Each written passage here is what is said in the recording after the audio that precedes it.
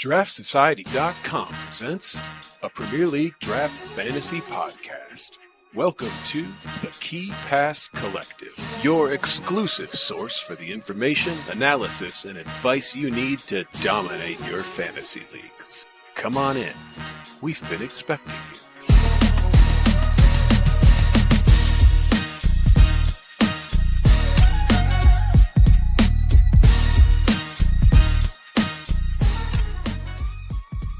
What's up, draft heads? Welcome into the Key Pass Collective. We're the audio companion to the Draft Society website.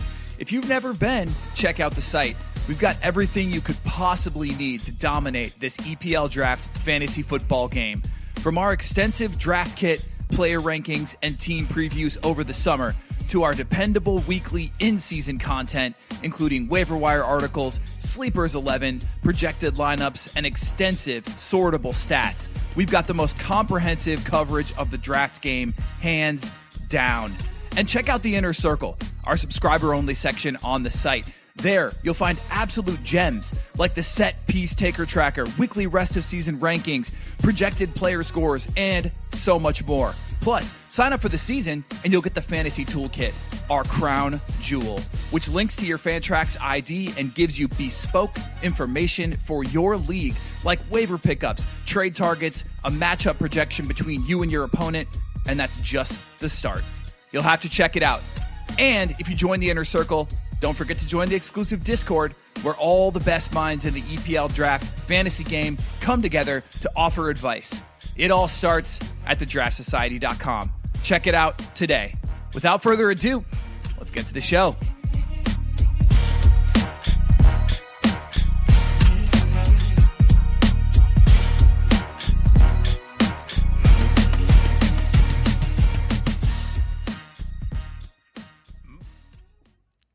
What's up, draft heads? Welcome in. My camera blurred there for a second, so I was like, oh, is this going to... sorry. Okay, anyway. Hi. Welcome in. Welcome back to the KPC. It's been quite a minute, so we're excited to be back with you. Draft season is well and truly upon us. Most drafts either done, in progress, or just about to be done, down to the wire, kind of cutting it close, because we have mother effing Premier League football this weekend. So excited. Absolutely just ecstatic. Cannot wait. Hopefully your drafts went well or are going well or will go well. We are going to still talk some drafts. We're going to actually look at a listener draft today from a home league, which is cool because a lot of times we talk, these really kind of uber involved community leagues, right? Where everybody is, let's be honest, a pretty damn good manager. And so it's cool to kind of look at some home leagues to see, where can you find value if you are in a league like this when somebody reaches for a pick or takes a player whose name they know, but maybe aren't going to score as many points as we think some other players are, and how you can kind of exploit that to your advantage.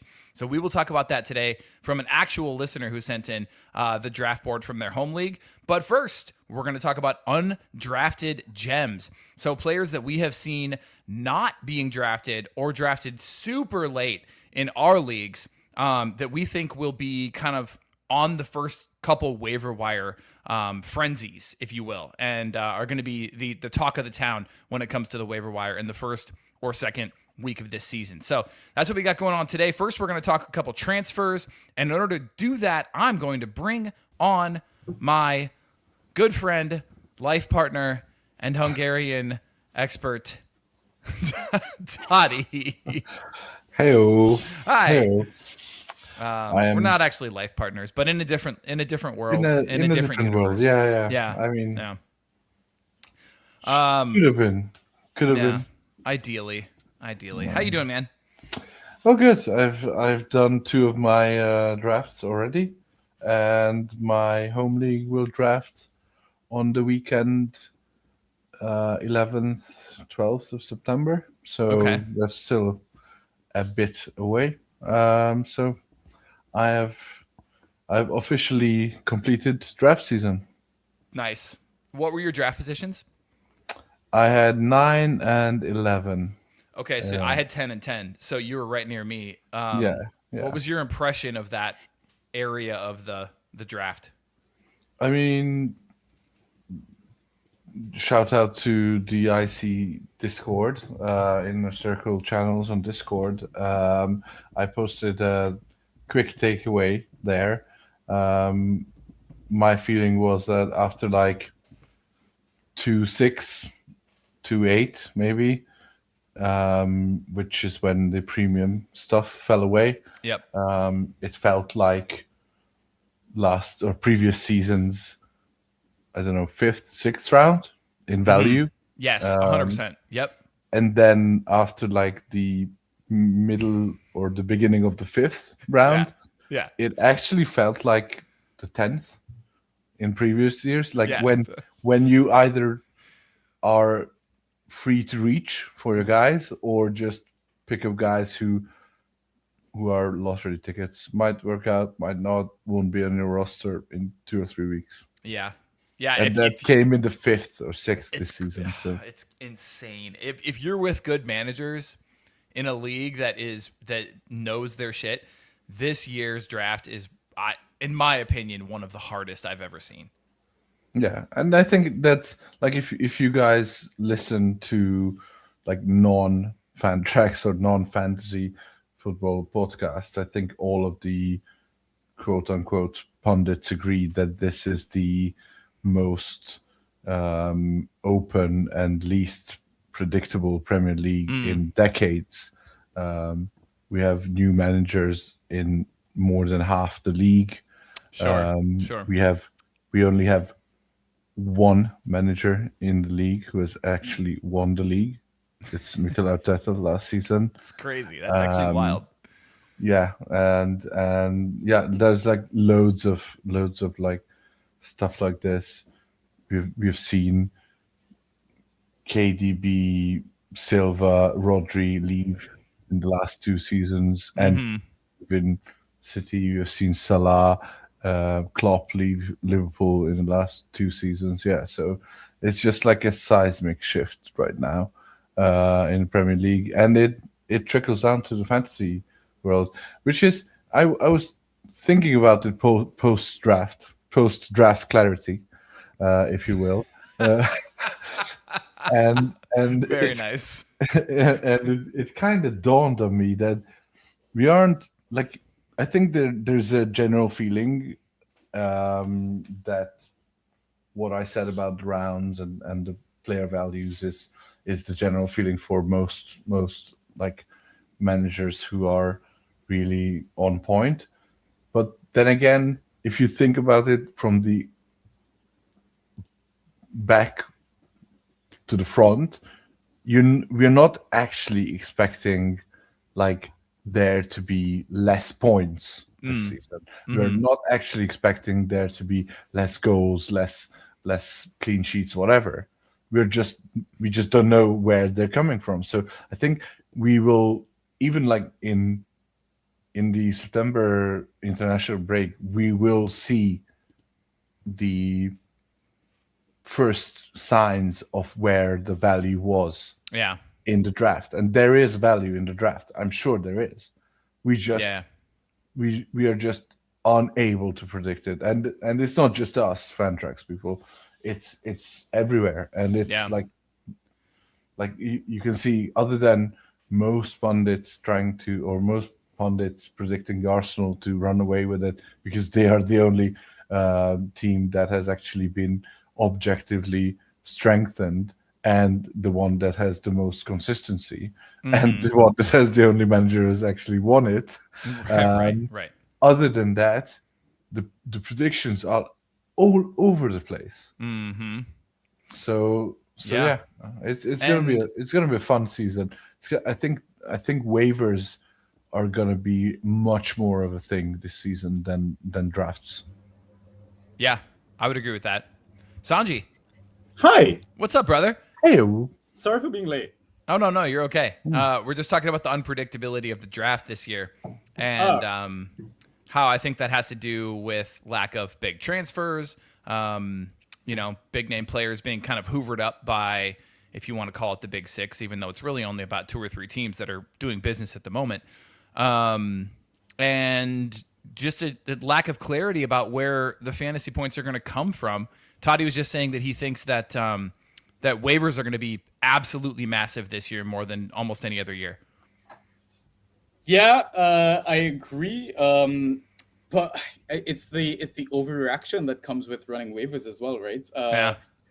I think we got to remind people, don't blow too much of your fab too Yeah. early. And again, alluding to the fact that there's still probably some big signings to come. So I feel like unless you're like, our very own Robbie that has amassed a 200 plus budget, Toddy, you have done something similar as well. Genie did that in a league too. Yeah. Yeah. I think like, okay, for you guys, like assume you have 100 fab right now. What's the maximum percentage you're spending on a waiver pick at the moment? 0. Fair? Huh. Like if you're like, I've already started putting together my waivers article, and we'll be talking about one of the players that is in there, but I'll just spoiler it. I have Shaw, Talby, Toure, Lukic, and I forgot the other two, but like these kinds of guys. Like I think they're decent shouts. Like they might do well the first 2 weeks. They have good fixtures. They have uncertainty on where their points are going to come from, but like more traditionally point gettery players. But then again, like, are you gonna take yourself out of a Fab War for Barcola or whoever comes in by bidding like 4 on Sasha Lukic? No.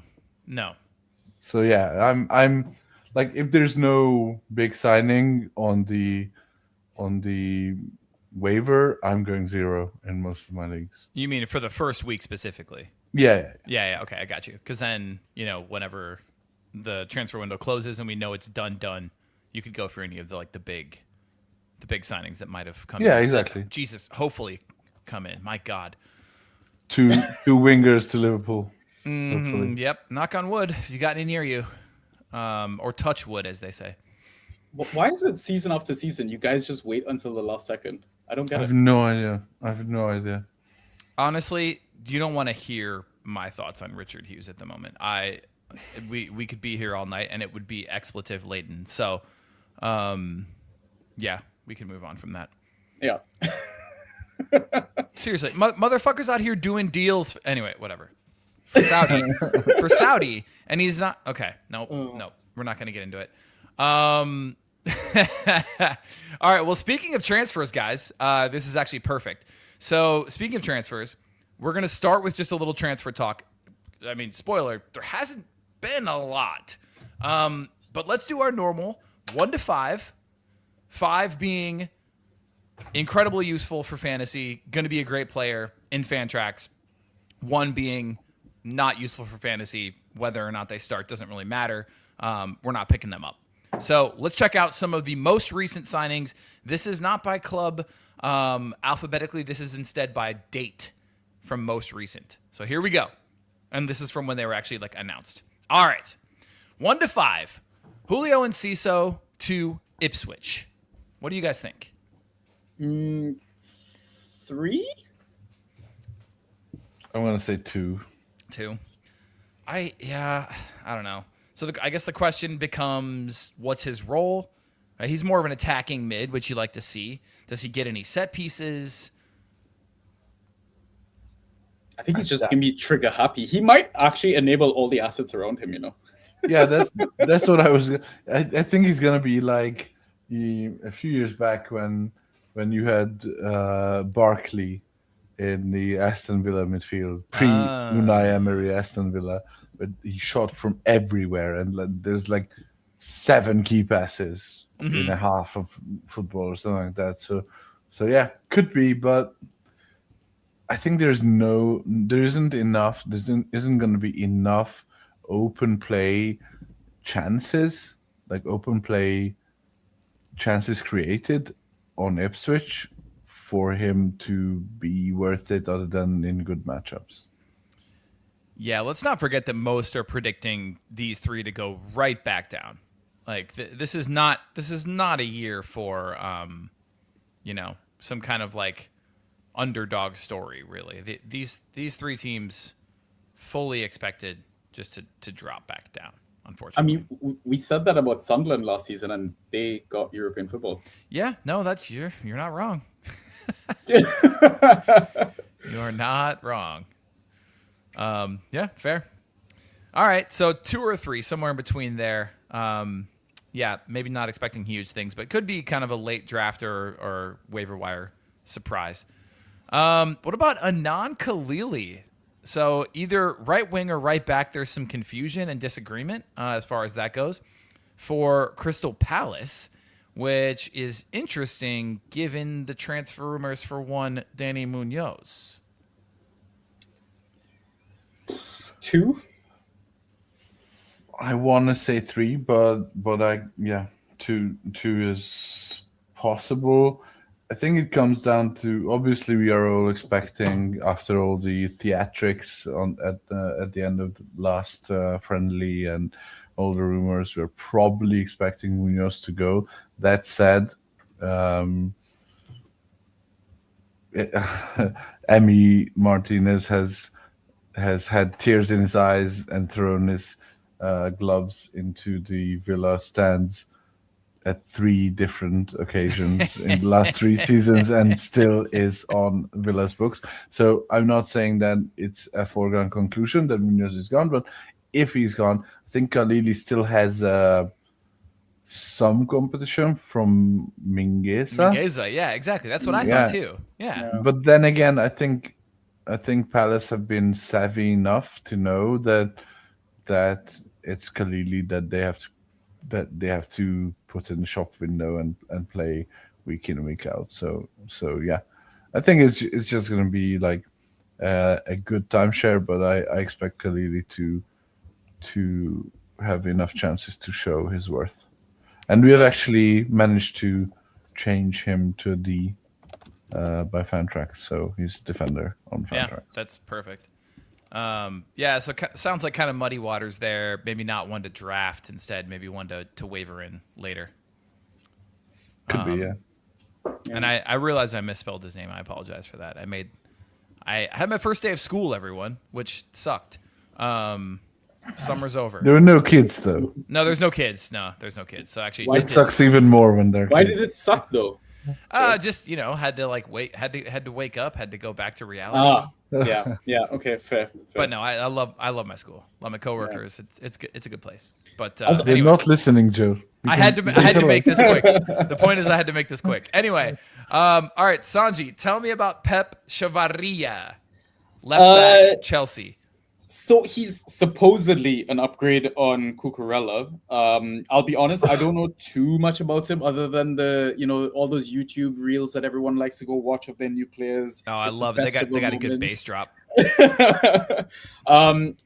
To be honest, it's the Pedro Neto of it all that is the biggest concern to his minutes and starts. I know there's a lot of rumors about Pedro Neto leaving as well, but I mean we shall see.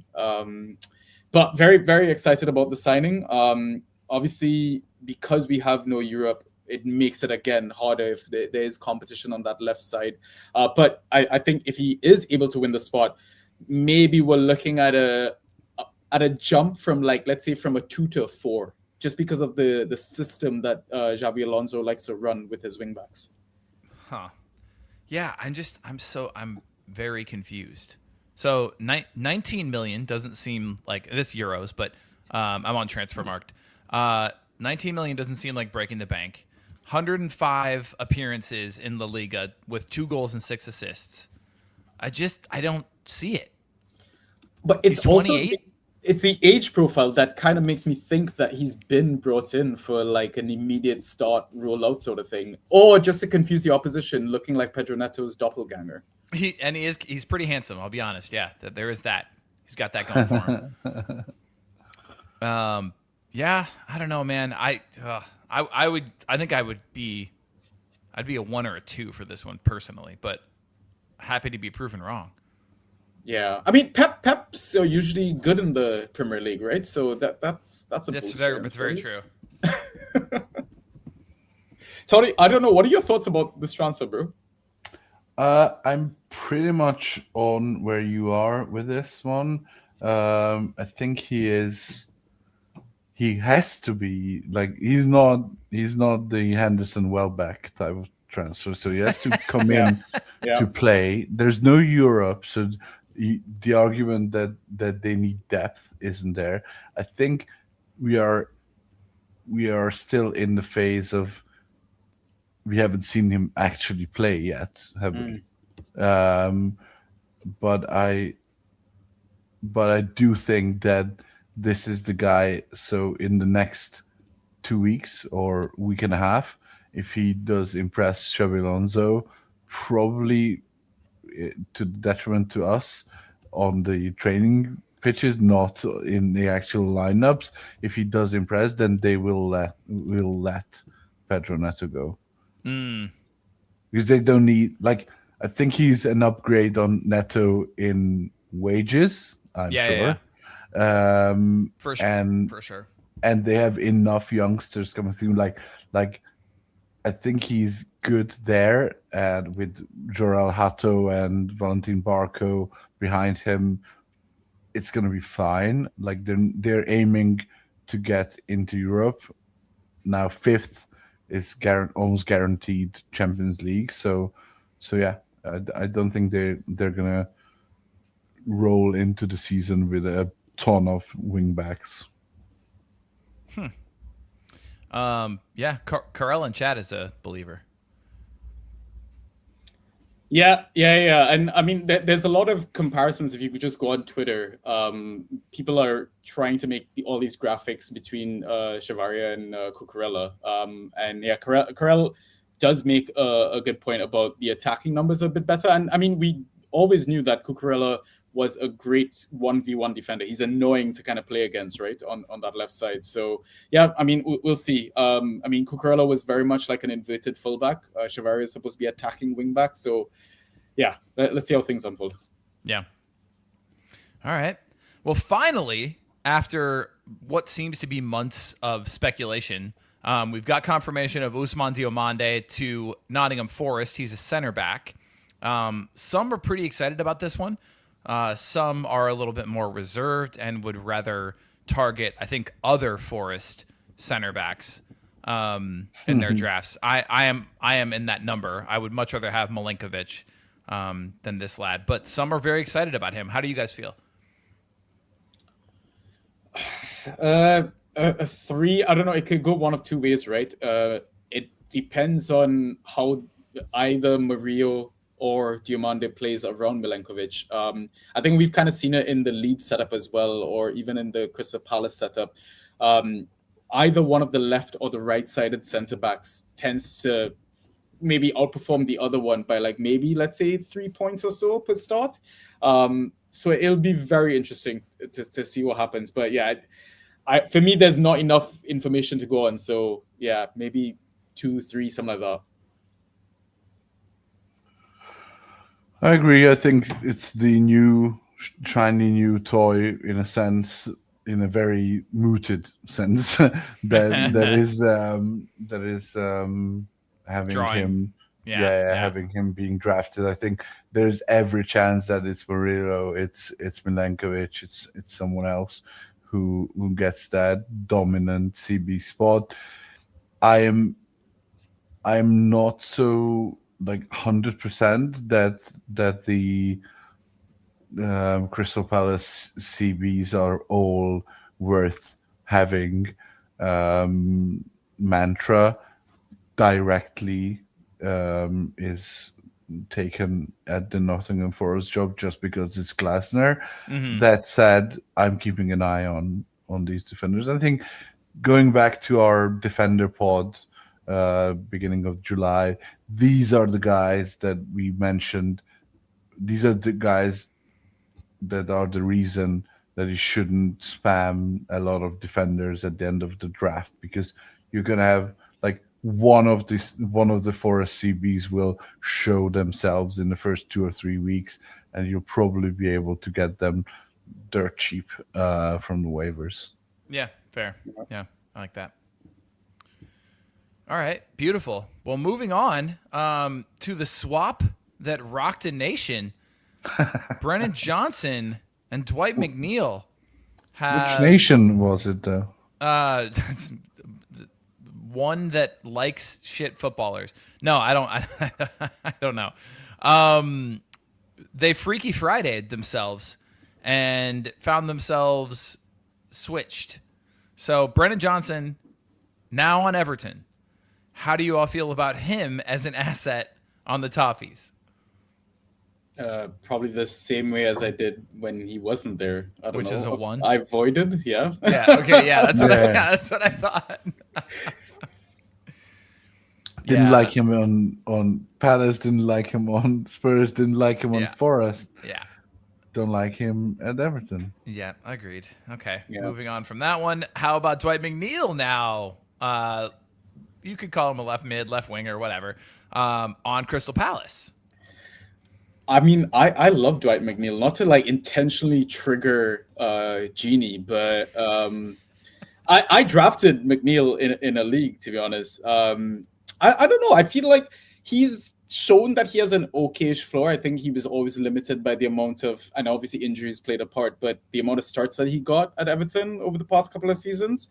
I don't know. The two inside 10s apparently are supposed to thrive in the system that Pierre Sage or Sage, however you pronounce it, rolls out. So I took a swing. I agree. I couldn't get him because Tom, friend of the pod, Tom, picked him up eye-wateringly early in the league, but in the other league I'm in, he I think went undrafted. So I will be trying to punt on him. He went in the 8th round in the draft that I'm currently in, which is uber competitive. Yeah, I took him at 7-7 in the AGL. But I should mention that this draft is absolutely insane. There were like 40 midfielders gone in the first, I don't know, 6 rounds. Jeez. So yeah, it was pretty brutal. So, but he went just after Diego Gomez, just after Justin Kluivert, but before the likes of Buendia or Barnes or McGinn. I think that's fair. That's a fair spot for him. Seems pretty. He has a chance to get some sets. Yeah. On Palace. Yeah, I like him. I'm with Sanjy. I really like him. And this is the spot. This is the moment Genie arrives. Yes, Genie. We're speaking about your favorite player, bro. Dwight McNeil? Yes. Yeah. We are just talking about Dwight McNeil. I'll log off, guys. I didn't even mention that Genie was going to be joining, so this is a pleasant surprise. It would be very interesting, like, because you look at the transfer fantasy page of any profile player, it shows what rounds they were drafted and stuff. It'd be very interesting to know if the ones that he went round 14, round 15, that sort of thing, were before the transfer, and then after transfer there are some high ones, right? Like round 9, round 8, round 7, like in mine. So yeah, fair. Genie's having himself a beverage. All right, are we good on McNeil? Yeah. Okay. How about Gustavo Hamer back in the Premier League on Coventry City, midfielder, 1 to 5? How do we feel? How impactful will he be for fantasy? 1, 2, maybe. I was thinking 0 more so. Okay. All right. Wow. Okay, I'll go like 2, maybe a 3. I mean, when he was in the league under like at Sheffield United, was he not a tidy 4, mid 5 asset to own. He absolutely. There's a reason we called him the Hammer. He's fantastic. Yeah, and I mean he's back at a club that he used to play for as well. So I don't know. I don't hate him. I'm probably with you, Sanjay. Maybe like a 2.5. I don't know. Yeah, but, yeah. I will say the draft lad kind of likes this guy. So just like when you look at his projections, and actually you'll see this in just a moment when we talk about undrafted gems. But there's this kind of midfield set piece taker role that's sort of up in the air at the moment at Coventry, and that will have some value. The question is who it's going to be. So yeah, spoiler alert. Our next section, I'll mention this again, but Hammer could easily be one of those. Value picks. Did we ever have like proper full season value from these awfully shit teams? Yo, Luton Town had some. They had actually some guys. he makes a good point. Man. He makes a good point. Yeah, Luton. Yeah, had but it maybe wasn't 2 to 3. It was Barkley. Yeah. And maybe that's it. And Barkley, Dowdy was good. yeah, Dowdy. that's fair. Yeah, can't forget him. Legend. Okay, yeah, like 1 or 2 on each team. Yeah. Not the amount of players that are drafted. No, probably not. All right. So we haven't really talked about Bruno G. I mean, at least not a ton since this was actually officially, declared that the transfer was taking place. Since that time, he's actually played in the Community Shield and I guess looked okay. Just for fantasy though, he goes to a much more crowded team that isn't famous, we'll say, for their fantasy point production. So do we like him more or less than on Newcastle? Less. Yeah, much less. Yeah, Okay. much less. All right. So what does that make him in terms of? Because like, if Julio and Ciso to you, Sanjay, might be a 3. I mean, is he still a 5 like Bruno G? I don't know if Genie was clearing his throat or laughing at me, but the reason why I went there with Enciso is just I think his role is clearly defined. Like he's gonna play an attacking role, right? I don't think he plays deeper. Whereas Bruno G, I think as an owner, you could get frustrated with the inconsistency. Yeah. And it could depend on whether Zubimendi's playing, Rice is playing, if Bruno G starts at all as well. Yeah. I completely agree. Yeah, I wonder, like, D&D. Do not draft. Yeah, I agree. I think his floor has fallen with the transfer, and I don't see much upside. Like, I think he will be the main number 6. The big question is, and both iterations or both answers are bad for fantasy. I think the main question is, now that Arteta has the depth that he so desired and that you need for sustained Premier League dominance, is he actually going to use it and rotate, or is it just going to be Bruno G, Rice, and Odegaard in the midfield, and then whenever anyone gets injured, someone else comes in? Because either way, I don't like Guimaraes, but I think that it's a big question to other people's values. Yeah. Everything seems to just get less and less clear at Arsenal as they continue to buy world-class players. And Ryan hates when I say this, but they are the new 2 starting 11 teams. Yeah, Like they are. It used to be City, and now it's Arsenal. They are the team that has 2 Premier League starting 11s that could finish top 10. And it's just unfortunate, I think, for fantasy. Unfortunately, we don't have the clarity as to who's going to score well, and I think the points are going to be spread so thin because, as I already mentioned, they're not really an attack-minded team in general, despite what you saw on Sunday. I think that's you can't play City every week. Yeah, Yeah. City was so bad, man. I like it. Just looked like they're still figuring out how to play under Maresca. Which is Yeah, probably they were true. shit. Yeah, They were really basically. bad. Yeah. All right, let's talk about something a little bit happier. Sasha Lukic has completed his transfer to Ipswich, midfielder. We were kind of excited. Unfortunately, we were kind of excited because he was going to be potentially having a set piece monopoly before the transfer. Is that something he maybe still will at Ipswich or no? Nah. I mean, I don't think he will have a monopoly. Someone took set pieces on a switch before he came in. It was I think it was Nunez. Marcelino. Yeah. Yeah. Yeah, I picked him up in a couple of draft leagues. I think maybe he's a 3. I kind of like him. Ooh, A 3? Yeah, I That kind is- of like him. that's Maybe bold. 2.5, 3, somewhere in there. But I kind of like him. I was gonna say like a 1.5 maybe if he gets if he gets sets. If he gets no sets, then like yeah, I don't know. At that point, I'd rather I think go another defender. Yeah.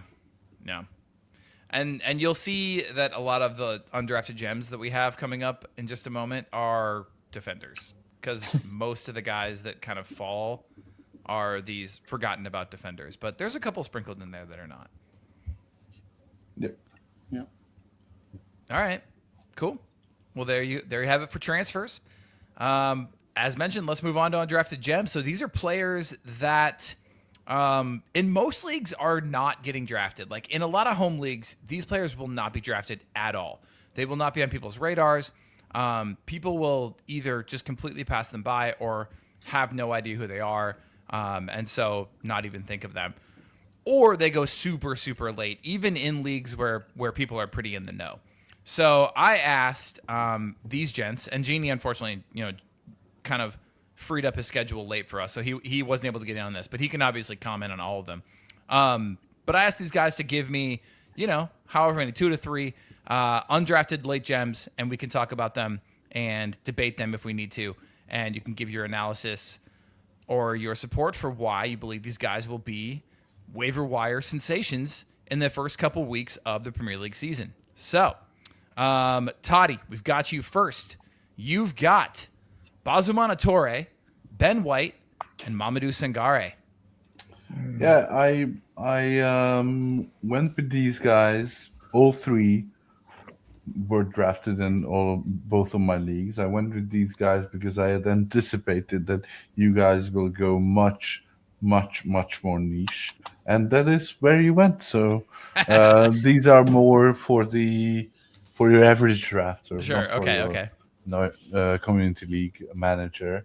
But yeah, so Toure and Sangare, new signings on their teams.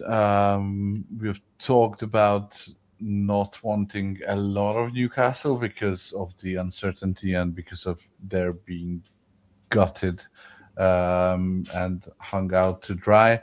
That said, Bazumana Toure is a very exciting young player, 20 years old, had a very good season at Hoffenheim last season, and is coming in as for lack of a better player, coming in as the marquee signing for Yes. for Newcastle, a 20-year-old. I think he will share minutes with Harvey Barnes. That was my question for you, actually. Yeah. Yeah, I think based on the thing that we always say you shouldn't base stuff on preseason, Elanga's spot is pretty much nailed on the right, and then Toure and Barnes have been rotating on the left with Osula, Wissa, and Voltemade swapping around the 9 and 10 spots in the middle. So yeah, he might be a slow burn, but if he gets a chance, he has good dribbles. He's very fast. He's like, I'm not saying Mane, but Yeah. he has Mane vibes for me. And you can most I think you could draft him in the 14th in most leagues, 12th, 14th, which means that there will guaranteed there will be even 12 team home leagues, but 10 teams definitely that he will have gone undrafted. He's below 40% Yeah. rostered. Mamadou Sangare, another new signing from title chasers Lens. Last season, he had a breakout season under now Crystal Palace manager Pierre Sage. He's come in as the record signing for Brentford, and he is challenging Damsgaard for a spot in the midfield. So Brentford have only had two friendlies that weren't behind closed doors, and it was him and Damsgaard who were swapped around in the midfield. He is much more of a defensive player than Damsgaard, but had around eight ghosts last season at Lens, and he's already had a goal, albeit in a 7-0 Yeah, that was. but he's already had a goal. He's one of your I think in profile I would combine him or compare him to Newcastle Bruno. Yeah. Like all action, gets in on the attack as well. I think he's a great signing in real life as well as in fantasy. And Ben White, I think there's a lot of smoke screen on Jurien Timber. Currently, Timber is shown to be the out and out number one at right back last season, but he has been like he was selected to go to the World Cup. Then it was announced that he's not going to the World Cup. Yeah. He was set to be close, and then didn't make the squad and in the Community Shield, and there was some bullshit that Arteta said that he is close, but we have to wait until we have to give it time or some bullshit like that. So I think there's a fair few number of Ben White starts in the offing for the first few weeks. So yeah, he's worth a pickup. Yeah, there's some weird vibes around Timber at the moment. Yeah, that's my feeling too. Yeah. No, I like that Ben White shot a lot. I was trying to wait as late as I possibly could to get him, and then somebody snaked him from me. And I have Timber too. I should have just gone earlier on White, but what are you gonna do? You know. Yep. All right, cool. I like those, Toddy. Nice. Yeah, and those are gonna be, if you're in your home league where, there's quite a few managers who are going based on last season's scores or things like that. These are guys that are going to fall quite a bit in drafts and are going to provide you pretty good value. So, yeah, I like that a lot. And I think Sanjy and I went, like you said, a little bit more niche, a little bit more focused on either newer guys or maybe kind of forgotten about guys. So, Sanjy, I'll let you take it away with your three names: Marcelino Nunez, Taiwo Awoniyi, and Milan Van. How do you say that? Van Ewijk? I think so. Okay, Yeah. all right. So with Marcelino, so last season he had the second most key passes for Ipswich. He got the most assists for them as well. I think the addition of Lukic has the potential for him to play more of a cam role than a part of the double pivot. He's probably on some set pieces as well. He's a player that likes to shoot. I think he was tied for the third most shots as well for them in the championship last season. So I just think he has the potential to be a tidy mid four, especially if Enciso isn't able to keep his spot. Next, Taiwo. I'm so happy Taiwo got this move. I don't know if you guys had seen the little graphic of the Nottingham Forest players kind of throwing up in the air, kind of celebrating him. No, I love that. I love that. I didn't see that. I mean, it's so bad that I think we get pushed all the negative aspects of a transfer, people booing him and all sort of stuff like that. So it's clear that he's a very light guy. I mean, we know he's a goal scorer. I don't know if anyone was lucky enough to stream him last season when he got that ridiculous. Was it a brace I against did. Chelsea? Maybe I did. I think. Yeah. Yeah. And believe it or not, he actually has the 14th highest points per 90 from last season. Wow. Just under 16. So I feel like with the injury to Haji and the uncertainty of him starting, especially game week 2 against Hull City, he could be a fantastic pickup. I love that. I absolutely love that. Yeah. And finally, Milan from Coventry. He's one of those both sides of the ball kind of guy, if you want. He's shown that he can get defensive numbers. He topped the tackles one, he topped the interceptions, but he also got the most assists for them last season. I think he had gotten like the 4th or maybe 3rd highest number of key passes, just 2 behind Jay Da Silva.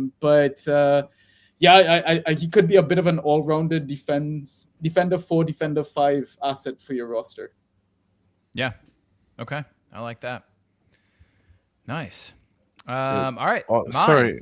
Yes. Yeah. Now you go ahead because my question will relate to your lot. All right. So, beautiful. Which one do you prefer, Milan or Bobby? Oh, Bobby for me. Bobby for me, not close, but Sanjy. So I asked the tracks rep, basically, Kitching or Bobby Thomas. Like, is there one that is, more cat, more dog, who's the guy that kind of sweeps up? And he kind of was split on it, 50-50. So I'm not sure how that's going to turn out. And I don't know if it's a matchup by matchup situation. I mean, I've tried to grab Bobby, I think, in at least one league. So I believe as much as Joe, but I still like the ceiling that comes with Milan. Yeah. No, that's fair. I like it. Bobby Thomas is my first one. Just solely based on last year's stats. And the fact that, DraftLad really likes him in projections as well. Usually he's a pretty smart guy. But regardless, 11.83 points per start translated from last year's stats. Obviously, that's going to take a hit.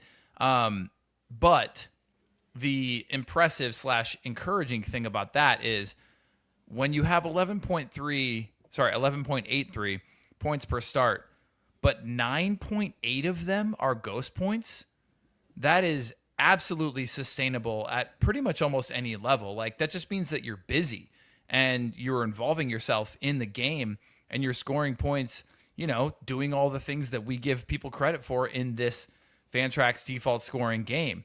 I love him as hopefully a good defender 4, defender 5, really just ghost point floor kind of guy. I think that he's going to be one of those guys that you could just hold and slot in if you ever get hemmed up and one of your midfielders isn't starting or something like that.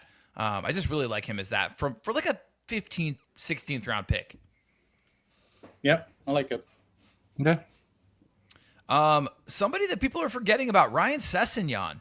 When you look at his stats and the way that he ended last season, he was insane. He had I think 5 out of his last 7 game weeks, he scored 10 or more fantasy points, and not all of them. In fact, I think only one of them was a result of a clean sheet. He was doing work at the end of last season, provided he continues to kind of hold down that position. I think he's just a fantastic pick, super late. And I know that Fulham are kind of a mess, and we don't really know what to expect from them this season. But regardless, I think this is a guy who's going to get you some decent, at the very least, ghost points, not depending on a clean sheet for his fantasy points. I already mentioned Hamer and Victor Torp. There's kind of a toss-up there between who might get set pieces. It's hard to kind of know. And I just think there's going to be value in one of them. That's the problem, is I can't really tell you at this point who it's going to be. In fact, if you look at DraftLad's predictions, it's sort of split at the moment. So I think it sort of hints to maybe a little bit of unknown on his part as well, where he's just kind of like, I don't really know who to give the stats to. So that is the issue that we're faced with at the moment. So, one of them at around 16, I think could be a decent pick. The problem is you could easily get it wrong too. So I know that's not a ton of help. But what is helpful will be hopefully Omar Alderete. Keep an eye on the injury status because he is kind of getting over a knock. But provided he does, Sunderland, the start to the season is incredibly kind for this team. And so even if you just have him for the initial run-in, let me just double check. It is Ipswich, Fulham. And yeah, that's all I need to say. So even if you have him for just kind of the initial run-in, and then you drop him later, great, no big deal. But yeah, obviously, I think that he's just being forgotten about because I texted Toddy. I was like, why is this guy still available in my league? Nobody's taking him. It's around 13, 14. Like, why is Alderete still sitting here? And you just told me that he wasn't the sexy pick. Like, there's other sexier defenders. Yeah, and it's like really good sort of value picking because Mukiele, Ballard are going in a 5th round. Yeah. And you can get a piece of that defense in the 13th or the 14th. Yeah. It says he's a game time decision. So yeah, keep an eye on that. But if you look at his numbers, I mean, he only played 22 minutes against Everton the last game of the season, so we won't count that. 17.25 against United with a clean sheet, 8.25, 2.5, 1. Okay, so he does have a stinker in him. Granted, they did concede 5 and 4 in those 2 games. Before that, 11.75, 4.75, 10, 22, 13.75. Scores pretty much just as well as the rest of these defenders on this team. So yeah, he's there late, and you can get him for cheap. All right, Genie, you have a few to add, and I think I know who the first one will be. Maybe you won't actually. Tyreek George. Oh, I thought No. for sure you were gonna go with. That's gonna be my second one. Okay, all right. So what's it called? I got Tyreek in I think all 3 of my drafts so far. I'm gonna get him in one more later Nobody today. else wanted him. Trust me, there's someone out there who will draft him, but he didn't really do anything fantasy wise at all last year, which is why he could be the next breakout star in my opinion. He's been on fire in preseason. I think he's been Everton's best player apparently. He just signed permanently from Chelsea. Like a loan is whatever, but these clubs want to get these guys permanent, and then they start to turn up. Unless Grealish comes in, I do think that he starts. And again, that goal that he scored against Newcastle preseason, it's pretty impressive. He had a couple moments of like absolute brilliant dribbles and stuff last year. It's just about getting the minutes. It's really him versus Dibbling for that last spot. Dibbling started the last preseason game, but that's the only one he actually played in, and he was only okay, I heard. Whereas Tyreek came off the bench and almost like assisted 2 goals or something like that. So I think he's good. You could probably get him round 16 unless you're in a league with me, then you're not getting him at all. He really is. He puts the undrafted in the undrafted gems. Yeah, he does. Next is Tottiandor, of course. Yeah, that's the one I thought you were gonna say. Yeah, I mean, I think Glasner is really good. I think he's gonna play as like a second striker, kind of like Sarr. And Ndoi was really good in the World Cup for Switzerland. He just really needs to get a more fluid role, like kind of what he had for Switzerland. And apparently that's what Glasner is going to push him to do. And apparently when Glasner was at Palace, he pushed hard to sign him, but then they lost out the signing to Forest. So I think he starts like almost every game for them. It's just like he's not going to go 90, obviously, but a late forward 3 punt as well. He's going round 11 to 15. So that's a good in one. home leagues it'll be probably even later. Yeah. And then the very, very last one I have is Caldwell. He's going so much later than Lacroix, and I don't see why they won't score similar. It's one of those where one of those really good ghosting defenders goes to a bigger team and becomes absolute mediocrity. Uh, And I think they'll score very similar. And I do think Chelsea, they have a pretty decent run to start the year. It's like Fulham, Brighton, Arsenal, but then Hull, Brentford, Bournemouth, Everton. So you could get Colwell probably the last 2 rounds, and if he gets some clean sheets early and stuff, you could sell high. I love Yeah. that. that's I picked up Colwell as my 15th pick, so thank you. Hey. Yeah, great minds. Yeah, Genie just took him in the Gold League. Yeah, In 13. in the 13th. Yeah, but honestly, the 13th round in this league, it might as well be undrafted in most leagues. It's unbelievable. This is an insane draft. Yeah. So as we talk about this upcoming, we're about to talk about a listener league draft. I'm gonna refer back to this Gold League just because it's like, it's the top managers from every division in the community league. So these are all like ultra dialed in folks, and I think it'll be interesting just to be like, this guy went in this round, in this league full of very knowledgeable managers versus this kind of home league draft. So let's take a look at this. I do want to thank at the Trailblazer, _Trailblazer. I won't give the guy's full name because we all know exactly who he is, and his name you would immediately be like, oh, that guy, cool. But definitely, he's part of the Inner Circle Discord, and he's got a home league, and he shared the draft board for his home league. And I just want us to kind of spend a minute with this, take a look at this. We've got about a half an hour left, so we can kind of spend some time just chilling and taking various things away from this. I have a few kind of things I'll point out as well. But yeah, so this is going to be kind of fun. Joe, yeah. 1 sec. Before we move on to the next segment, we have close to 40 people listening right now, and hopefully more later.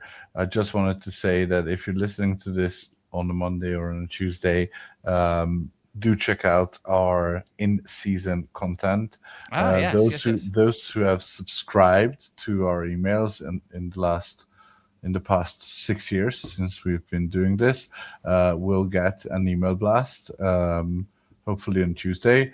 We are the only thing we're waiting for, and that's why we're not letting Draft Led out of the stats basement, is Game Week 1 projections, and that's when the toolkit will go live. And we've talked a ton about the toolkit, but this is now coming into, we'll open up the season pass, we'll open up the monthly pass that you can subscribe to, and then you'll get the toolkit and the season pass. You'll get the paywalled articles. We have new articles this season by new analysts, so all this goodness for a fraction of the shopping that you do every week. Hell yeah, love that. Sorry, yeah, just wanted to mention it before. Now we are at the end, and there are 2 people listening. Yeah, no, that's fair. Yeah, no. We put in hundreds of hours of work for the draft kit, but then there's no fall off when it comes to the actual in-season content. I mean, it's every single week, and it's knowledgeable folks who are doing this. I hate to say this, but like, there's no AI. None of it is AI. All the projections are made by hand. All the projections are created with a knowledge of the Premier League, with everything, literally everything, every single tool we have at our disposal. And yeah, we put this out there weekly for y'all. So I'm hoping it helps as many people as possible, and we've gotten some great feedback. So thank you to everybody who supports us. We love that. Okay, yeah. So anyway, thank you to the Trailblazer. Here comes the home league draft. I'm gonna kind of walk us through the first round. This will be a quick one, the first round. But then the second, third, and fourth rounds, we're going to spend a little bit of time on, because that's where things get interesting. So here we go. All right. We have a listener league draft. For those who are watching this on their tiny phone screens or somewhere else, I will go ahead and place the link to the slide deck that we're using for this particular show. You can go in and check out this draft board. So I'll go ahead and do that, and later on you can check this out and kind of look through what we're looking at. But for now, let me just sort of dictate what is happening and what we're seeing on the screen. So first round, guys, if there's anything you want to mention in the first round, have at it. But we have Bruno Fernandes, Erling Haaland, Bukayo Saka, Cole Palmer, Semenyo, João Pedro, Soboslai, Mateus Cunha 1-8, Florian Wirtz, Alexander Isak, Jeremy Doku, Brian Mbeumo. Anything on this first round? Too early for Mbeumo. That guy is like definition of 12 or 0.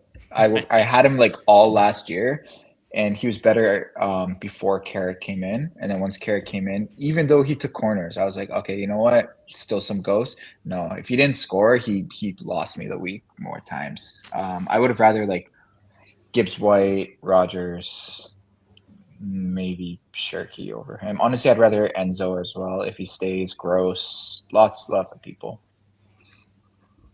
Yeah, agreed. Otherwise, pretty uneventful. Yeah, I mean, Yeah, Yeah. nothing. yeah. I think you the could- second round is a bit more interesting. Second round gets interesting. All right, here we go. So 2-1, we have Rogers, Gibbs White, Declan Rice, Igor Thiago, Anton Stock, Ollie Watkins, Gabriel Magalhaes, first defender off the board, Cody Gakpo at 2-8, Ryan Shirky, Enzo Fernandez, Pascal Gross, and Virgil van Dijk. I think the standouts are Cherky and Gross, who have been going at the very beginning of the second round or even at the very end of the first in most of the community leagues. And they have dropped to the end of the second round, which means that like that Haaland Gross team is really good. I would have loved to have drafted Haaland. Erling Haaland and then Gross. Yeah, Yeah. absolutely. Yeah. And Absolutely. those are like yin and yang, aren't they? Yep. Like Gross will get you like the metronome of points, and then Haaland will just add the 40 every second week. Yeah. Mhm. I loved what they paired it with, but that's a future conversation as well. But Watkins, that sticks out like a sore thumb to me. Yuck. Watkins, yeah, At Way 2-6. too early. Yeah. at Yeah, 2-6. he should be going like round 6, maybe round 8. And that was honestly. before the rumors. The rumors That was of him to Saudi. Yeah. Now he's an easy DND. Oh, he always was for me, but you guys know that. I mean, he was the literal poster boy of our D&D article. I mean, even Vij is value, I think, potentially. Yeah. Just Yeah. based Yeah. on who Yeah. for him. So All right, hold on, chat. Don't just start piling on these people. Like these are home leagues. These are home leagues. You guys tune into this show every week. You are clearly in the know. They asked for analysis though. I know. Yeah, we're trying to highlight where the average person could find value here. So yeah, I mean, getting Gross, getting Fernandez, Fernandez arguably getting Shirky. If he stays. Yeah, getting Shirky, especially that late, I think is fantastic in the second round. I've seen Gross go on the turn, like on the Yeah, on the exactly. 12-13 pick turn. Yep. Yeah, that's I would argue Fernandez is probably a bit early, you know. If everyone is fit, there's a chance he loses penalties and set pieces. So Yeah, I was wondering. I was talking to friend of the pod, Didier, about his Chelsea takes, and I was gonna ask you, Sanjy, on the pod live about Reece James started next to Caicedo in midfield the other day, and he was definitely the more advanced of the two. Yeah. He was actually closer to in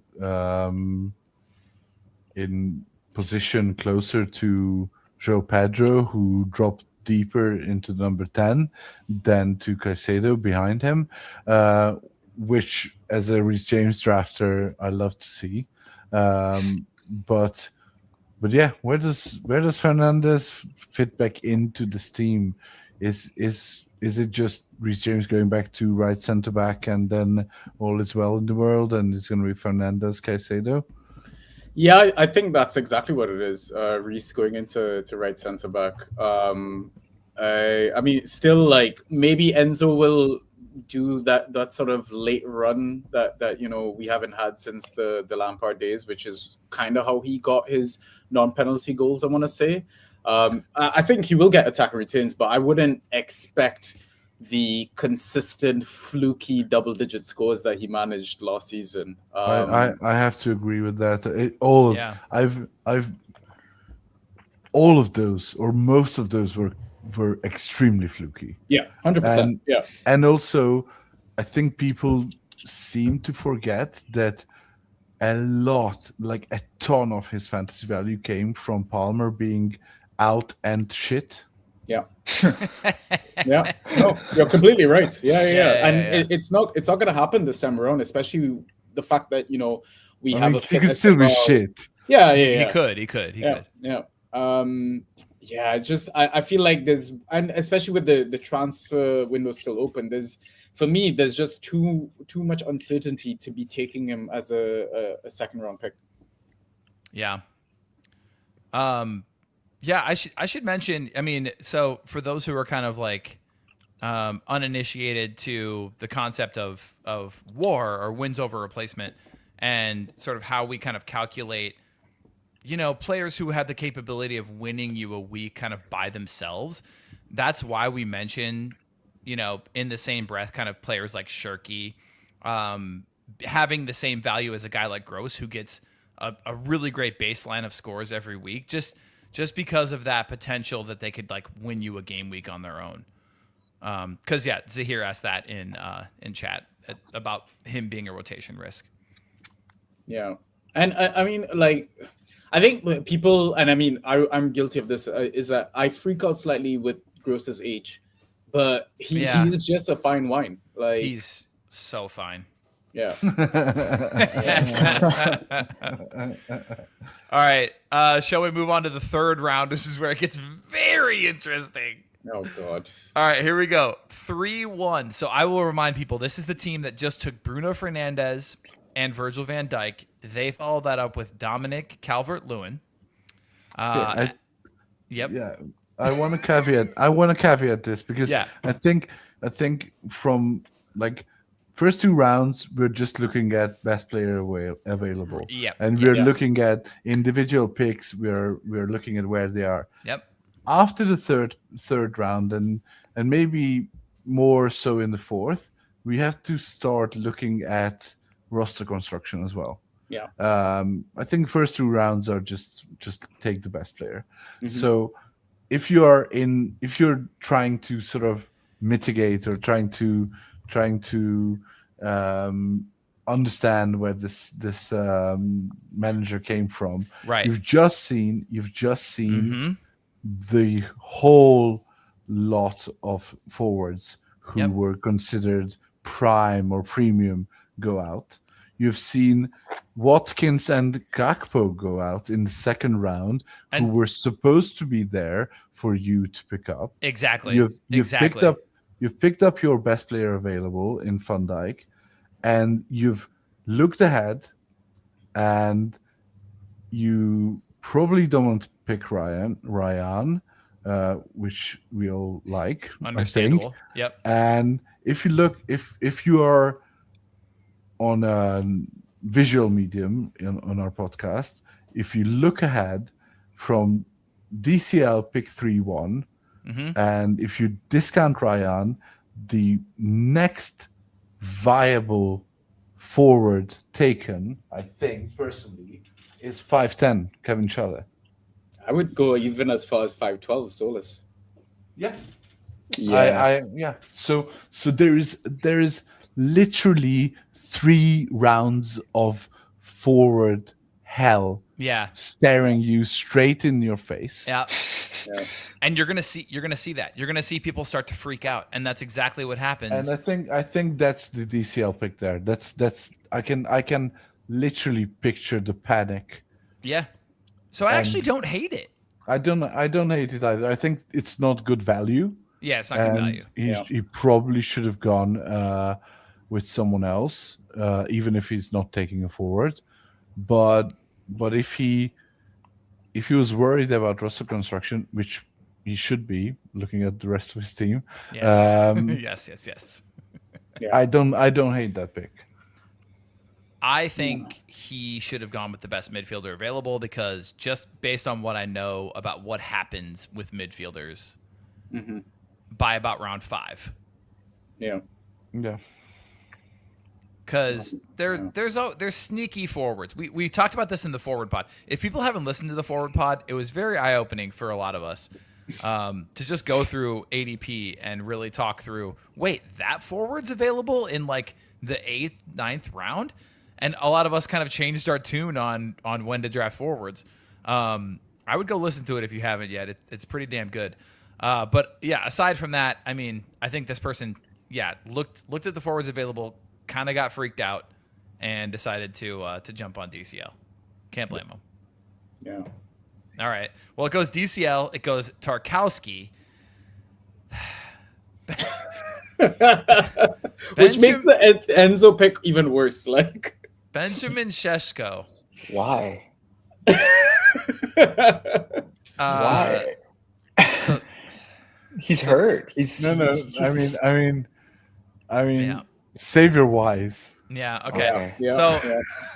Pedro Porro, the steal of this round at 3-4, Yeah, because he's been going into the second round in every draft I've been in. Yeah.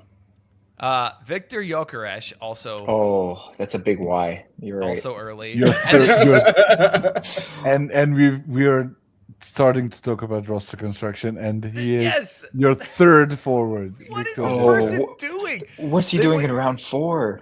This person Yeah. went Semenyo. That's round 3. No, Maybe he G- thinks this is like FPL or something. I don't know. This person went Semenyo, Gakpo, and then Gyökeres. And then Genie is alluding to the fact that he went Volta-Mata in round 4, which... Maybe they could start 4 forwards, like the FIFA formation 4-2-4. Maybe. Oh, yeah. Maybe I mean, running- Andres had a league where he could start 4 forwards. I don't know if But everyone knows our beloved Andres, but why? What? Okay. Yeah. Anyway. Okay, so that's not our favorite team of this draft. Elliot Anderson, Yuri Tielemans, Bruno G, Dango Ouattara, Nico O'Reilly, Nico Williams, Marcus Tavernier ends out the third. What else did we want to say about these? why Tielemans? Why Bruno G? Tielemans is going to be so bad at United. He's not getting any sets. He's going to just play deep. He cannot head the ball like Casemiro. He'll be like Ugarte with the odd deep pass that gives him the assist. I mean, I do agree. I think he will be the pass before the assist guy.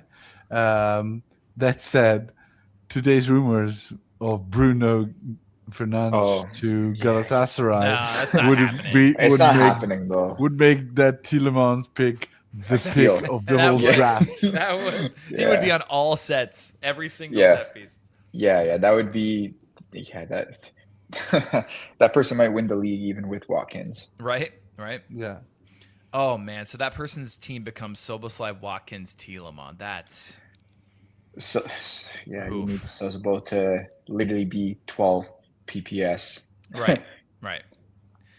Yeah, let's see. So in chat, Justin says Porro and Tavernier are the steals of this round. Yeah, Porro especially. yeah. I mean, I would say with Nico how early Williams he's as well. going. Yeah, I feel like he could have got Nico Williams a little later, but I don't know. You never know. Nico's been going in the 4th. yeah. Yeah, I took him 3-11. I mean, you could have had it the other way around. Kudus in the 3rd, Nico in the 4th, and would have been the same. Yeah, Same thing. But Yeah. honestly, great team. Yeah. yeah. I'm loving this guy's team so far. Kudus in the 4th. Wow. This guy has Steal. Doku, Gibbs White, Nico Williams, Kudus in the 4th. That is tasty. I wonder what he's gonna do at forward, but we'll see that in a minute. I don't like the Nico O'Reilly pick in the 3rd round. I feel No. like it's over. I hate that. Yeah. There's so much risk, and Yeah. man, Enzo has some work to do with this team. Yep. Yeah, And- the Gyökeres and Šeško picks are eyesores, but Yeah. O'Reilly is definitely like 2-3 rounds too early. How I much- also think Eight Nuri will get some serious minutes there. Okay, let's talk about that. How much risk is it really? Like, I would love to hear from Old Scruffy if he's still in the chat. O'Reilly seems like the clear number one to me. But Aiden has never really put a foot wrong. It's just O'Reilly's the golden English boy. That's really it. And if they start losing games at the beginning, it'll be a quick change, I think. Or O'Reilly's that's not his natural position even. Like, why don't you just put him in midfield where they're really struggling for guys and they're playing 37-year-old Kovacic and then let Aiden start? Yeah, he didn't look a day over 36 yesterday or Sunday. No, that was yesterday. Yeah, I mean, it's awful. Even Vardiol is fit, and we've seen Vardiol can do a job at left back. So yeah, true.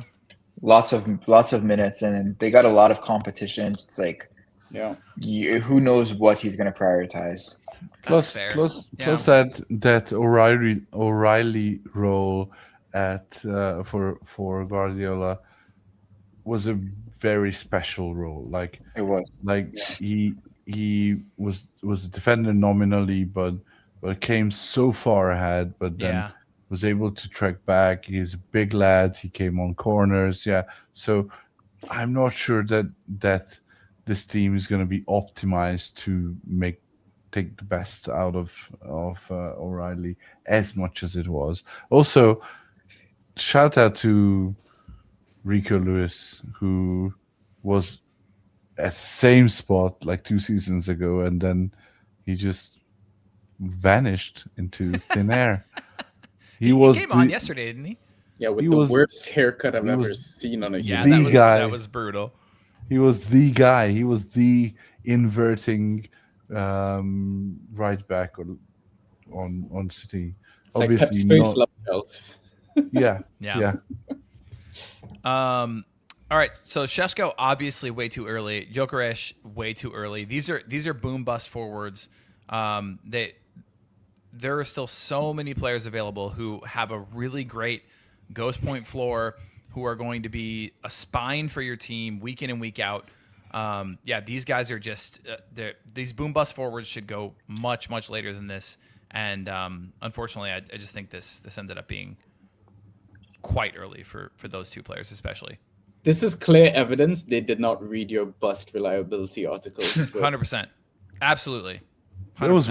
That was one of the best new articles for this draft season. Oh, Todd.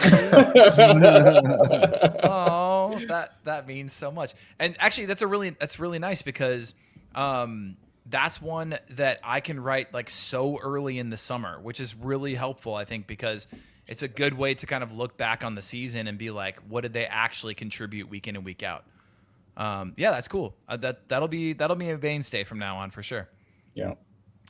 Okay, let's look at round 4. And I want to stress for normal drafters out there, this is where you gain a leg up on the competition. You're going to see your league mates start drafting players who scored well last year or whose names they recognize as being like previous big transfers or things like that.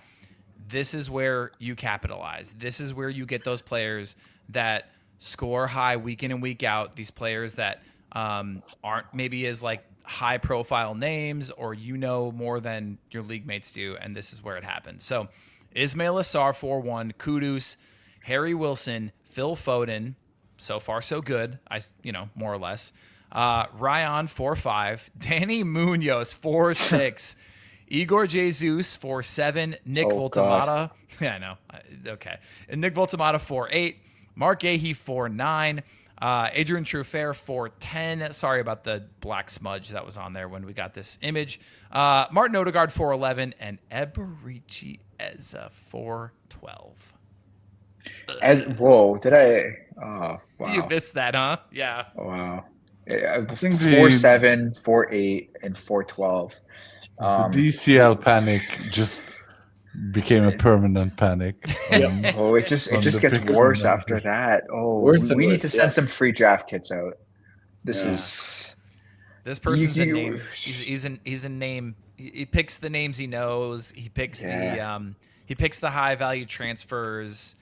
But I mean, why 4-8 Woltmade? What? I don't get it. He's not. Is he even starting in preseason?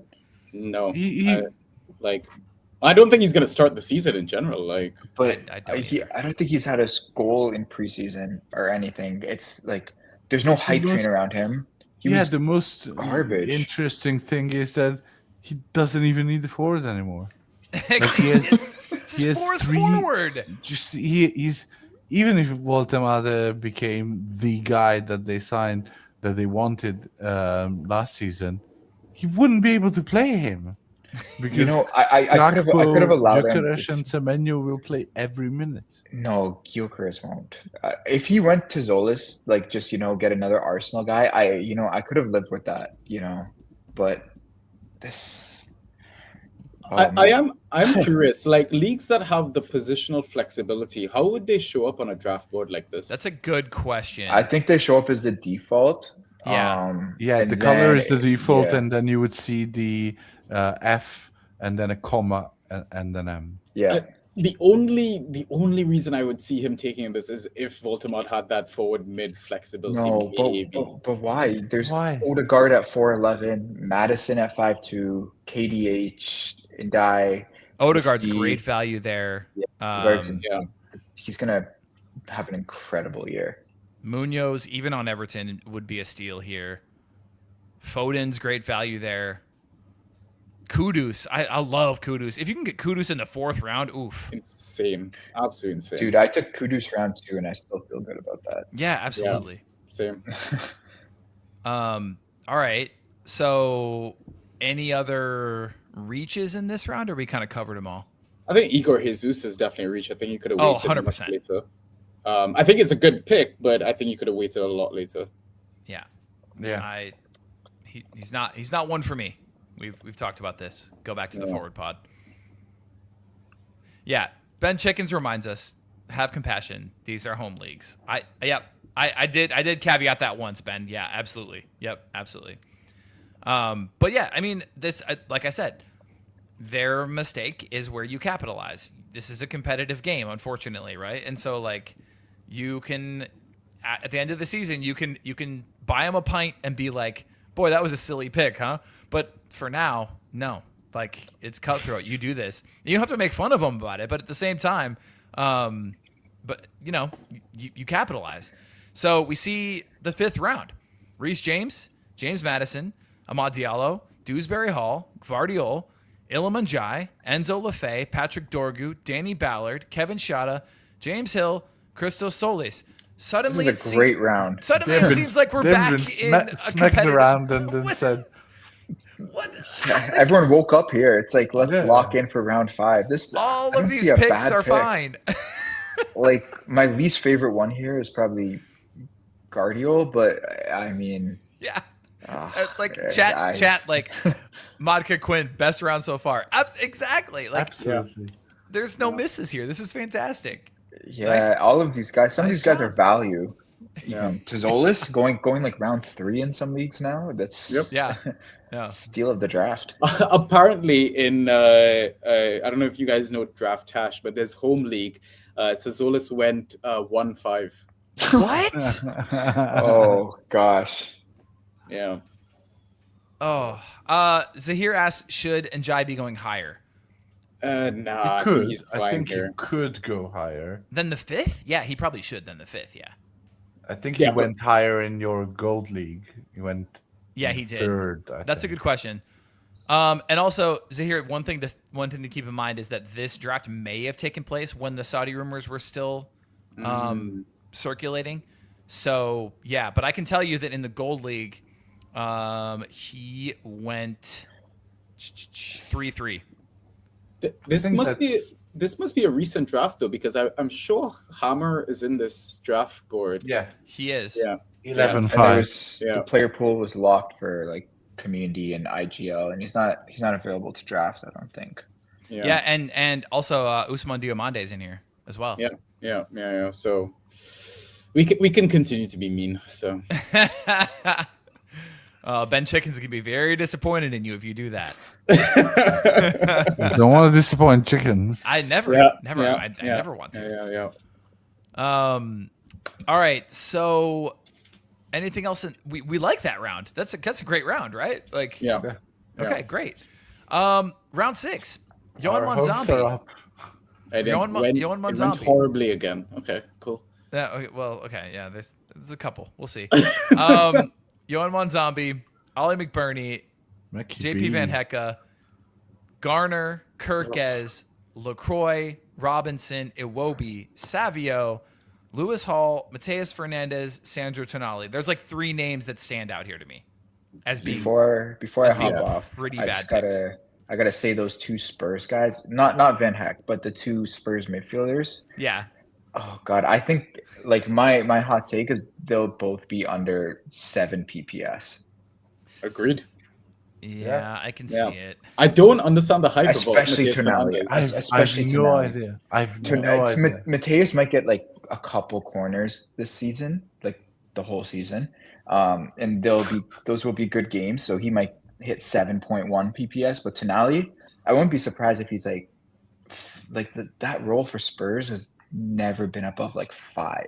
Right. And Tonali hasn't been good at Newcastle either. Right. Yeah, No, not at all. I think he had 3 good games because I remember I played against him in 3 different leagues, 3 different weeks, and he got like 15 plus. And I was like, okay, With a goal.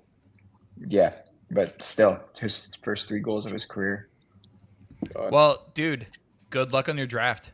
Good luck, Thank Genie. you, thank you. Good I'll luck. see you guys. You're not See going you, to need buddy. it. Let us know how it goes. All right, guys, let's just talk this next round, and then I want to do a very quick, just kind of 1 through 6, what these teams are stacking up as. So yeah, let's finish this talk of the 6th. So Tonali and Fernandez, Genie doesn't like them. Any other ones there that you think are out of place Kirkes? in the 6th? I mean, I'm not high on him, but I could be wrong. I took him in the 6th Fair. in my other league. Yeah, I think he's good value there. Fair. I It think could Van just- Hecke. I think Van Hecke is a bit of an eyesore. Early for Van Hecke, yeah. I think it's Yeah. early for. I mean, just that you can get him later. It's not that I don't think he's gonna be bad necessarily. I think you can get him a lot later. Yeah. What's your take on Manzambi, Sanjay? I saw that you liked him. Did you like him? Yeah. Grabbed him as a mid 4 in one of my drafts, which I guess is similar to this manager here. I mean, he's supposed to be somewhat the Morgan Rogers replacement, but I'm expecting Villa to be playing slightly different football in that sense. I mean, he looked fantastic in the World Cup, and I know it's different levels to the Premier League. But I think as my 4th midfielder with a lot of upside as well, I'm just expecting big things from him. Yeah, I don't know. Like he was fairly good for who's the team that Villa played in that Europa League final? That's where he had come from, right? Is it a German team? I think I don't know. I'm blanking on it right now, but yeah, I don't know what the projections are from Draftlad though for him. But yeah, I'm excited. I don't know. Yeah, he played for Freiburg. Right, Freiburg, Yeah. that's it. Yeah. Yeah. He had a good summer. Yeah, very good summer. Best player for Switzerland by a mile. Yeah. Yeah. I'm kind of Still hoping only in- 20 years old though. Yeah, it's very much an unknown coming into the hardest league in the world. The only thing that scared me about taking him in multiple leagues was the fact that he was recovering from a knee injury. But then I did my stalking homework of multiple Instagram pages and all of that, and saw that he was properly on the mend. So I thought, yeah, let me swing for him in at least one league. Yeah, I get that. Yeah, I like it. Given the news around Savio, I mean, I guess I still think it's pretty early for him. My whole Yeah. take on Savio is that he's going to be the Chelsea Garnacho of this season. I could see it, I I just just think he's don't- been I just- overhyped. I just don't think that he's a very good footballer. Yeah.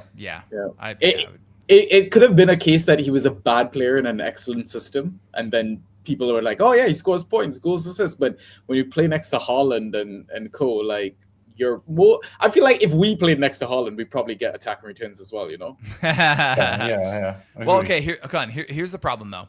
So for people who kind of are wondering like what's going on here, you've got people taking Fernandez, Mateus Fernandez. You got people taking Sandro Tonali. Like, what, and that was after Savio and Alex Iwobi in the 6th. What is going on here?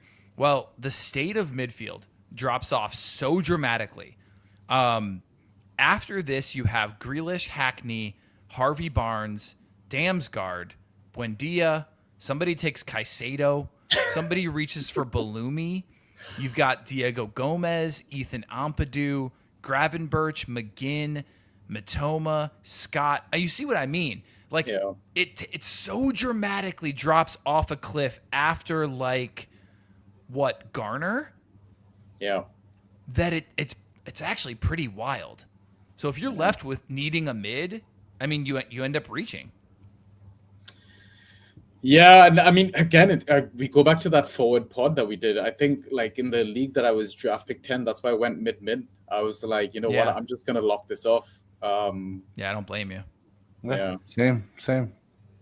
All right, well, let's look at these teams quick. And just guys, give me like a 1 to 10. How you think this person did in terms of would you like to see this team through and play it out through the season? What's your optimism for this team to finish well in this league? All right, so team pick number 1: Bruno Fernandes, Virgil van Dijk, Calvert-Lewin, Eza, Reece James, Sandro Tonali. I mean, you shouldn't have stopped because it's the rest of his squad that massively concerns me. Aïdori, Chris Wood, Senesi, Alex Scott, Diego Dalot, Garnacho. Yeah. Honestly, there's like four people that should be on a team. Like after like the September international break. Bruno, Van Dijk, Calvert-Lewin, and Reece James. All the other is fodder. Yeah, I agree. It's brutal, but I agree. Maybe Murillo, his last pick, is probably his 5th best pick. Yeah, probably. Yeah, could be. Honestly, Robin Roofs is his keeper in the 13th. Is going to be his best player. Yeah. Well, he's got Bruno, but hopefully he doesn't leave the Fenerbahce. All right, so that's like a 2. Yeah, probably 3, if we're being. Is this like the same scale that we used earlier in the pod? 5 to 1? No, this is just like 1 to 12. Like 1 to 12 12. teams. Oh, where do you think they're going to finish? Oh, okay. I think maybe 4th, 5th, just because he has Bruno. Like. Oh, that's fair. That's fair. Yeah. I mean, if he's willing to drop everyone and pick up other players, then yes. Yeah. But if he needs to play this squad, then even Bruno can help him. I guarantee there's definitely value in their waiver pool because, like, immediately when I looked at the board, I was like, who's missing? And like Jacques Biol from Leeds, I don't think was drafted in this game. Yeah. So, yeah. There's definitely value there for sure. Yeah. All right, pick 2. Erling Haaland, Pascal Gross, Tarkowski, Odegaard, Madison, Mateus Fernandes. Looking like a top 3 team? Yeah, top 3, Yeah. I would say. It was looking so great until Mateus Fernandes. And then unfortunately from there, it goes Robertson, Evan Nielsen, Garcia, Frimpong, Wiefer, Donnarumma, Marmouche. Like, it doesn't get much better. Minter is probably his best pick after his first 5 picks. He got him in the 14th. 14th round, yeah. Value for Minter. If he's willing to wait it out, which he absolutely has a chance because he can also drop half of his team. Yes. To field an 11. Yeah, I like it. Yeah. Looking at the rest of the team, maybe this is like a 5 for me. Like, finishing 5th. Yeah, finishing 5th. Yeah, top 5. Yeah. All right, Bukayo Saka. This is pick 3. Bukayo Saka, Enzo Fernandez, Benjamin Šeško, Adrian Truffert, Amad Diallo, Lewis Hall. Other notable picks would be Calafiori in the 9th, which is tasty. Fatawu in the 12th. Yep, and Luke Shaw in the 14th. I think these just mid. 6. Fatawu is possibly injured as well, right? Is he really? Oh, he didn't play. No information in the last friendly. I think he's like 8th. Okay. Yeah, don't really like it, but yeah. All right, I think this might be our listener, but I'm not sure. Cole Palmer, Ryan Shirky, Pedro Porro, Mark Gahey, Kiernan Dewsbury Hall, Savio. I'll just continue. Jack Grealish, Marco Palestra. Wait, Marco Palestra? Yeah, Okay. yeah. Diego Gomez, Malik Tiao, Oscar Bob. Got Colwell Lake. Your boy Chavaria. Got Pedro Neto in the 15th. I mean, he currently has Dyson Maeda as his forward one, which Exactly. is a bit concerning. Okay, that's fair. I didn't notice that. Yeah, his forwards are, oh my god, just dire. But his midfielders and defenders are pretty fucking solid. Not gonna lie. Yeah. I mean, if he can work the wire, maybe once the Savio transfer hits, then trade Savio for a forward, like a proper forward. Yeah. Then I think he has a chance for top 2. Yeah, agreed. Yeah. Like maybe try to get a Kai Havertz or something like that. Yeah. Or trade with this guy who's got 4 forwards. Take it back. He's got 5. I mean, once Savio hits Spurs, and he's on the first 11. Yes. I think there's a chance that you can get Gakpo for him. Yes. At the very least, you can get Gyökeres. But get it done before kickoff. Yes. Yeah. All right. So speaking of the forward, the team with all the forwards. Forward boy. Yes. Semenyo, Gakpo, Gyökeres, Voltamad, Jasko Gvardiol, Alex Iwobi, Nick Collins, Balumi, Rio Ngamoa, Matoma in the 10th, Hamer, Dwight McNeil, Sangare in the 13th. I mean, actually, I like Sangare in the 13th. I think I like this whole team actually. He needs to make some defenders. He needs to make some He needs to make some changes. Actually, what this Araujo pick? I mean, both Liverpool boys here. No. No. It's Jake. Yeah. Okay. Enough said. I think he has the potential to be a top 4 squad, but he needs to make some changes. Agreed. Yeah. Agreed. All right. Let's buzz through these next ones. Joao Pedro. This is pick 6. Joao Pedro, Gabriel Magalhaes, Elliot Anderson, Igor Jesus, Iliman Jai, Anthony Robinson, JP Mateta, Chris Richards, Ampadu, Estevao, Clivert, Milenkovic. Not bad. Solid enough. Yeah. 6th. Okay. Yeah. All right, pick 7. Soboslai Watkins, Tielemon Munoz, Enzo Lefebvre, LaCroix, Havertz, Mateus Nunez, Coyote, Costulas, Maguire. Other notable picks, there aren't really any. Extremely thin on midfield. Yeah. Like very thin. Then nothing after Soboslai. Terrifyingly thin. Yeah. He could run a 5-2-3 with this. Yeah. He needs to run a 2-2 in the midfield. Yeah. And he probably will, actually. All right, pick 8, Mateus Cunha, Anton Stack, Bruno G, Ryan, Patrick Dorgu, Kirkes, Hayden Hackney, Caicedo, Gravenberch, oh God, Diaz. Other notable picks, there really aren't any. Maybe Usman Diamante. Trafford. I don't hate Matthias Jensen actually in the 15th. That's a pretty good pick. I am curious what Schlager will offer this season. I guess as a 16th rounder, sure. Yeah, but I don't like this team. No, I don't like it. No. The midfield, the floor of the midfield is so low with Bruno G, Hackney, Caicedo, Gravenberch.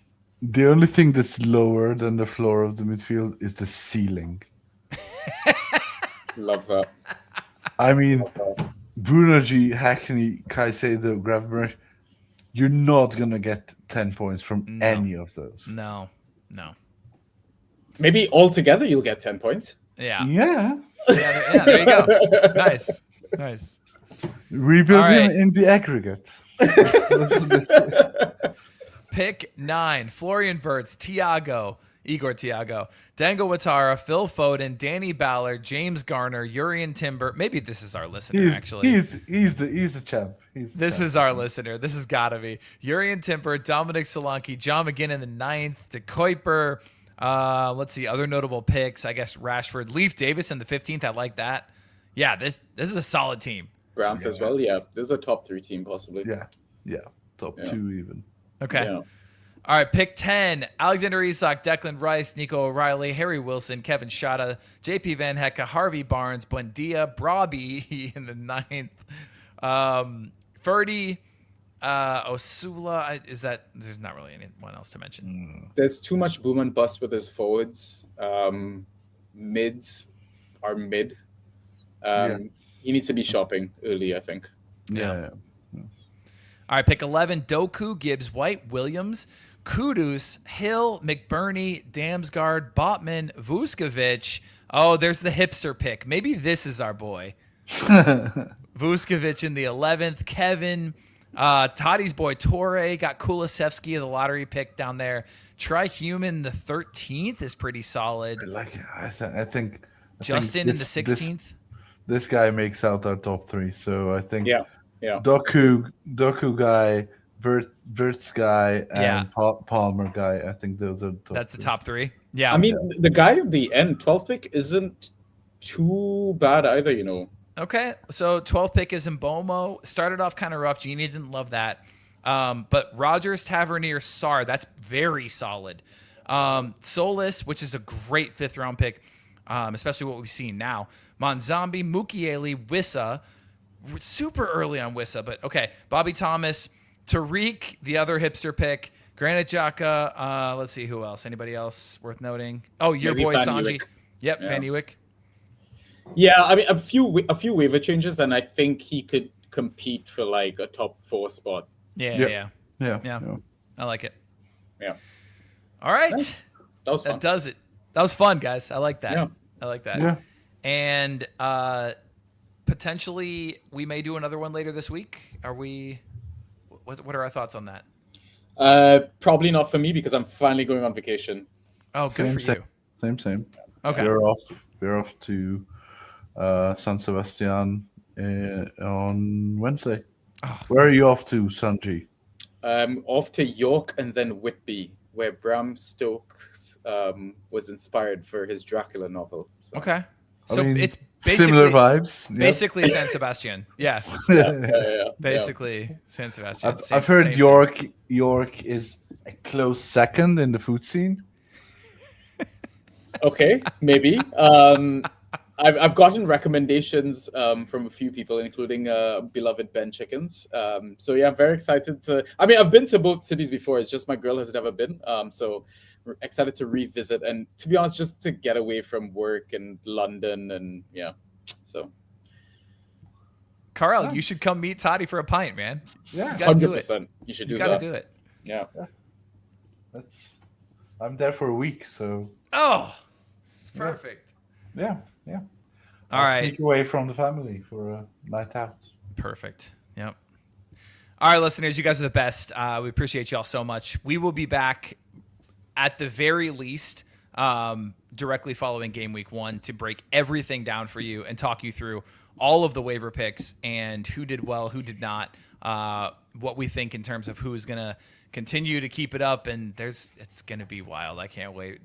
We're on the verge of a brand new season. We're so excited. So stick with us. DraftSociety.com. Check it out. And if you're willing to support, again, an independent fantasy football site, we would love it and appreciate it. Thank you all so much. Community are the best. Love you guys. Cheers. Bye.